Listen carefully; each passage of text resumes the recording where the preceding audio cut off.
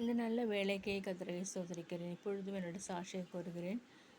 சாட்சியம் நாம் இடைவிடாமல் சொல்ல வேண்டும். இடைவிடாமல் சொன்னால்தான் அது சாட்சியமாகும். சாட்சியம் என்றால் என்ன? நம்முடைய வாழ்க்கையை குறிக்கிறது. ஆகவே என் வாழ்க்கையில் கடந்த நாட்களில் கடந்த மாதத்தில் கர்த்தர் அதிசயமாய் காத்து கொண்டார். அதற்கு கர்த்தரை ஸ்தோத்திரிக்கிறேன். ஊழிய பணியிலிருந்து வேறு காரியங்கள் வேலைக்கெல்லாம் போகலாம் அப்படின்னு நிறைய சிந்திப்பேன். ஆனால் ஆண்டவர் சொல்கிறார், மகளே மகனே, உனக்கு இருக்கிறது ஊழியமே மருந்துன்னு ஆண்டவர் சொல்கிறார்.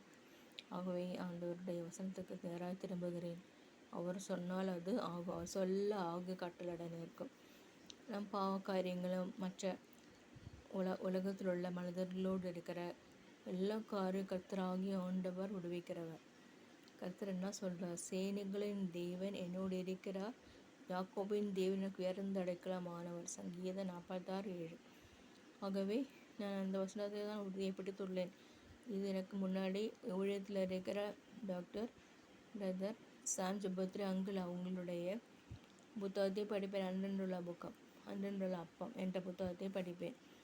அந்த புத்தகத்தின் மூலமாக அறிந்து கொண்ட நேசுவானவர் எப்படிப்பட்ட எல்லாம் தெரிந்து கொண்டேன். ஆகவே அவ்வாறாக இருக்கும்பொழுது அவருடைய வசனத்தை இது அவருடைய பிரசங்கம் பண்ண வசனத்தை வைத்து, சேனைகளின் கர்த்தர் நம்மோடு இருக்கிற யாக்கோபின் தேவன் உயர்ந்த அடைக்கலமானவர். இன்றும் என் வாழ்க்கையில் கர்த்தர் அதை உணர்த்துகிறார். மகளை அந்த வசனத்தை பிடிக்க வேண்டும் என்று ஆண்டவர் சொல்கிறார். என்ன சொல்கிறார்? நீங்கள் அமர்ந்திருந்து நானே தேவன் என்று அறிந்து கொள்ளுங்கள். ஜாதிகளுக்குள்ளே எழுந்திருப்பேன், பூமியில் எழுந்திருப்பேன். முன்னாடி வசனம், தேவன் அது நடுவில் இருக்கிறார், அது அசையாது.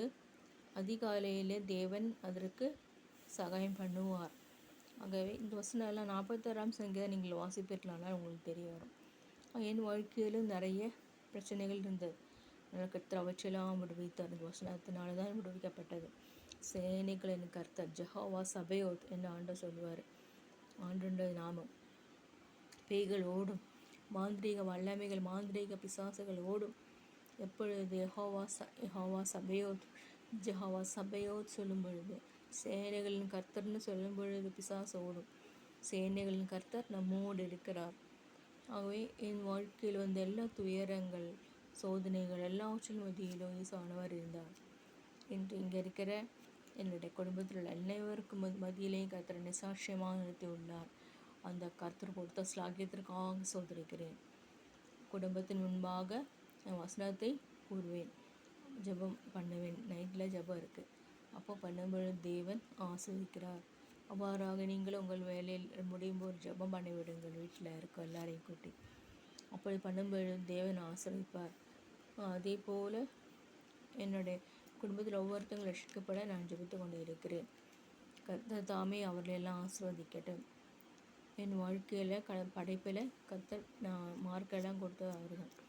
தொடர்ந்து கர்த்தர் என் படிப்பின் வாசலில் போகணும்னு நினைக்கிறேன். அந்த படிப்பின் படிக்க வேண்டும், வேலையும் செய்ய வேண்டும் என்று நினைக்கிறேன். கர்த்தருடைய சித்தம் அவருடைய கையினால் வாய்க்கும். கர்த்தருடைய சித்தம் நிறைவேறட்டும். அதற்காக கர்த்தரை ஸ்தோத்திரிக்கிறேன். இந்த சாட்சி உரையை நான் சொல்லும்பொழுது வசனம் கூறுகிறேன். தேவன் நமக்கு அடைக்கலமும் பலனும், ஆபத்து காலத்தில் அனுகூல துணையுமானவர். கர்த்தர் நமக்கு அனுகூல துணையானவர் ஆண்டவர் சொல்கிறார். ஒரு அருமையான ஆண்டவர் இயேசுவானவரை பறைசாற்றுவோமாக, அவரை நேசிப்போமாக, அவருக்குள் வாழ்வோமாக.